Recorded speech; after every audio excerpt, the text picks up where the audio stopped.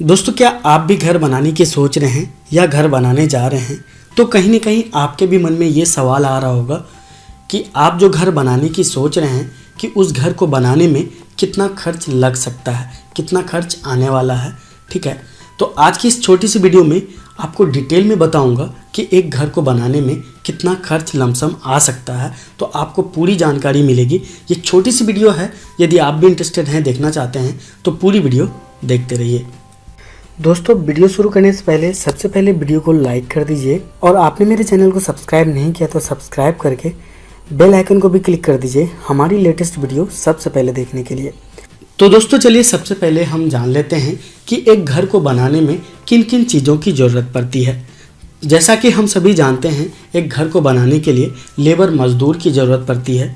ठीक है, तो लेबर मजदूर में कितना खर्च आने वाला है।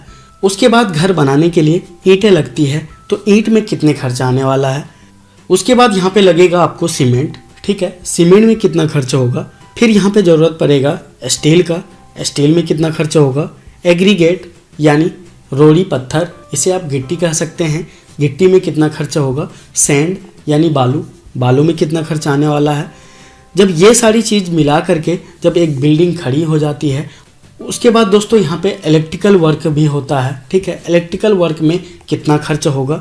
उसके बाद दोस्तों यहाँ पे प्लम्बिंग वगैरह में कितना खर्च आएगा। सारी चीज़ के बारे में यहाँ पे डिटेल में अभी जानने वाले हैं। तो चलिए आगे देखते हैं। तो दोस्तों, आप जो घर बनाने जा रहे हैं तो ये आपको पता होगा कितने स्क्वायर फीट में आप कंस्ट्रक्शन करने वाले हैं, यानी घर बनाने वाले हैं। सपोज आप घर बनाने जा रहे हैं 25x30 में। ठीक है, तो ये आपका 750 स्क्वायर फीट हो गया। ठीक है, यदि आप बनाएंगे 25x40 में तो आपका हो गया 1000 स्क्वायर फीट हो गया। ठीक है, तो उसी तरह से आप अपना सबसे पहले डिसाइड कर लीजिए कि आप कितने स्क्वायर फीट में घर बनाएंगे। ठीक है, ये स्क्वायर फीट आपको पता चल जाएगा। दोस्तों, यदि आपको 1 स्क्वायर फीट का यदि पता चल जाए कि 1 स्क्वायर फीट घर बनाने में इतना खर्च आ सकता है, उसके बाद आपको जितना स्क्वायर फीट में घर बनाना है उसको आप क्या करेंगे, मल्टीप्लाई कर देंगे, तो आपको ये पता चल जाएगा कि इतना खर्च आने वाला है ना। तो यहाँ पे सपोज देख लीजिए कि यहाँ पे 25x30 है। ठीक है, 750 स्क्वायर फीट है। यदि आपको बोल दूं कि 1000 रुपया पर स्क्वायर फीट लगेगा। ठीक है, यानी 1 स्क्वायर फीट का आपको 1000 रुपया लगने वाला है। ठीक है, 750 स्क्वायर फीट में कितना होगा, तो 1 स्क्वायर फीट का हमें पता है, तो 750 स्क्वायर फीट में सिर्फ मल्टीप्लाई कर देंगे, आपको पता चल जाएगा कि 750 स्क्वायर फीट में कितना खर्चा होगा। तो चलिए यहाँ पे देख लेते हैं। 1 स्क्वायर फीट का हमें पता है कितना, 1000 रुपया। तो 750 स्क्वायर फीट कंस्ट्रक्शन करेंगे यानी घर बनाएंगे, तो यहाँ पे हो गया 7.5 लाख रुपया।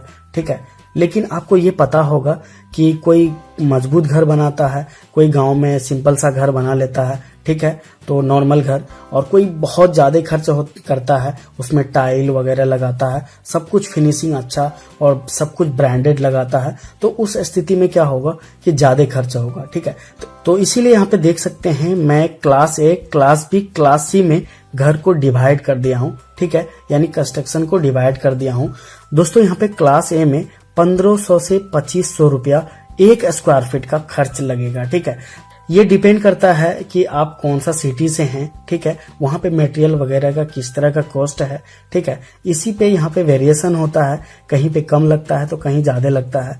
तो एक आइडिया यहाँ पे है। ठीक है, यहाँ पे एक लमसम आइडिया है, थंब रूल है कि 1500 से 2500 रुपया लगेगा 1 स्क्वायर फीट का। ठीक है, और क्लास बी में जो है तो यहाँ पे 1000 से 1500 लगता है। ठीक है, जो कि नॉर्मल हर इंसान जो घर बनाते हैं लमसम यही क्लास बी का घर बनाते हैं। ठीक है, तो इसमें लगभग आपको सब चीज ठीक ठाक आ जाता है। ठीक है, एक बढ़िया घर बन जाता है। तो 1000 से 1500 पर स्क्वायर फीट लेकर के चल सकते हैं, जिसमें आप पेंट पुट्टी सब कुछ आ जाएगा इसमें। ठीक है, तो उसी तरह से यहाँ पे क्लास सी में जो है 750 से 900 रुपया 1 स्क्वायर फीट का लेकर के चलना है। ठीक है, जो कि गांव में लोग घर बनाते हैं तो इसमें 4 सरिया डाल देगा, कोई 10 mm 12 mm इस तरह से डाल देता है, तो उसको कम खर्चा आता है। तो उस स्थिति में आप 750 से लेकर के 900 रुपया 1 स्क्वायर फीट का लेकर के चल सकते हैं। ठीक है, तो यहाँ पे चलिए हम बात कर लेते हैं क्लास बी का। ठीक है, जो कि एक नॉर्मल घर, एक बढ़िया घर हो सकता है। ठीक है। तो उसी के लिए 1000 से 1500 के बीच में होगा। तो मैं 1100 रुपया 1 स्क्वायर फीट का लेकर चलता हूं। 1100 रुपया, ठीक है, 1 स्क्वायर फीट का, ठीक है, पर स्क्वायर फीट, यानी 1 स्क्वायर फीट का 1100 रुपया लगेगा। तो यहाँ पे चलिए अब मान के चलते हैं कि 1000 स्क्वायर फीट में हमें कंस्ट्रक्शन करना है, ठीक है, 1000 स्क्वायर फीट में कंस्ट्रक्शन करना है। तो क्या करना होगा, इसको सिंपली मल्टीप्लाई कर देना है। 1100 मल्टीप्लाइड बाई 1000 स्क्वायर फीट, ठीक है। तो यहाँ देख लीजिए 11 लाख रुपया हो गया, ठीक है। तो यहाँ पे देख लीजिए हमने यहाँ पे लिख के रखा है कि टोटल खर्च होगा यहाँ पे 11 लाख रुपया, ठीक है, 1000 स्क्वायर फीट के लिए यहाँ पे हमने निकाल के रखा है। दोस्तों यदि आपको 500 स्क्वायर फीट में घर बनाना है तो उसके लिए आपको क्या करना है, 1100 रुपया यदि हम रेट लेकर के चलते हैं, 500 रुपया करके मल्टीप्लाई कर देंगे तो यहाँ पे 5,50,000 हो गया। उसी तरह से यदि आप 700 स्क्वायर फीट घर बनाने का सोच रहे हैं तो 700 को 1100 से मल्टीप्लाई कर दीजिए, ठीक है, तो 7,70,000 हो गया। उसी तरह से यदि आप इसे सोचते हैं नहीं मैं ठीक ठाक घर बनाऊंगा तो 1200 रुपया रेट लेकर के चल सकते हैं। तो इससे आपको एक आइडिया लग जाएगा। तो यहाँ पे 1200 रुपया पर स्क्वायर फीट है। यदि आप 700 स्क्वायर फीट घर बनाने का सोच रहे हैं तो कितना हो गया, 8,40,000, ठीक है।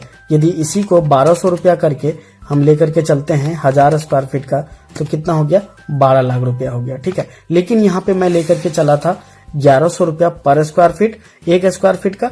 तो यहाँ पे 1000 स्क्वायर फीट का क्या करेंगे, सिंपली मल्टीप्लाई कर देंगे तो यहाँ पे 11 लाख रुपया आ गया, ठीक है। तो दोस्तों यहाँ पे टोटल खर्च का हमने यहाँ पे परसेंटेज दिया हुआ है कि टोटल खर्च जो होगा उसका 25% लमसम आपको लगेगा लेबर में, ठीक है। उसके बाद यहाँ पे ईंट में जो लगेंगी, ठीक है, उसके लिए आपको 12% टोटल कॉस्ट का। तो चलिए यहाँ पे एक एक करके देख लेते हैं। तो दोस्तों चलिए देख लेते हैं कि लेबर कॉस्ट में यदि 25% लगता है तो 11 लाख का 25% कितना होगा, ठीक है। तो यहाँ पे निकालते हैं कि 11 लाख, ठीक है, इसका 25%,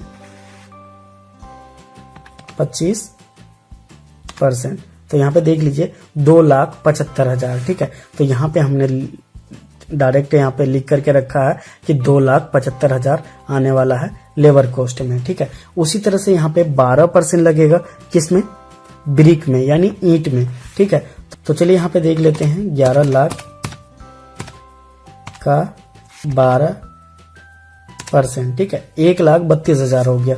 तो यहाँ पे देख लीजिए 1,32,000 हमने लिखा हुआ, ठीक है। उसी तरह से एक एक करके आप निकाल लीजिएगा। सीमेंट में, ठीक है, सीमेंट में लगेगा 13%, लमसम यहाँ पे 13% लगता है, ठीक है। तो 1,43,000 हो गया।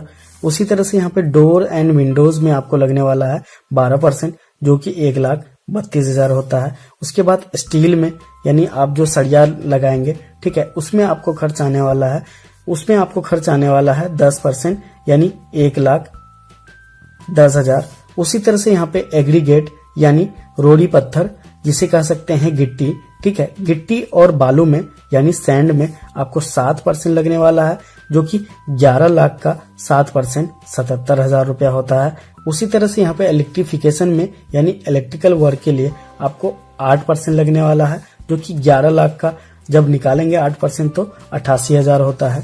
और वाटर सप्लाई एंड सैनिटेशन के लिए आपको 10% लगेगा, जो कि होता है 1,10,000 रुपया, ठीक है।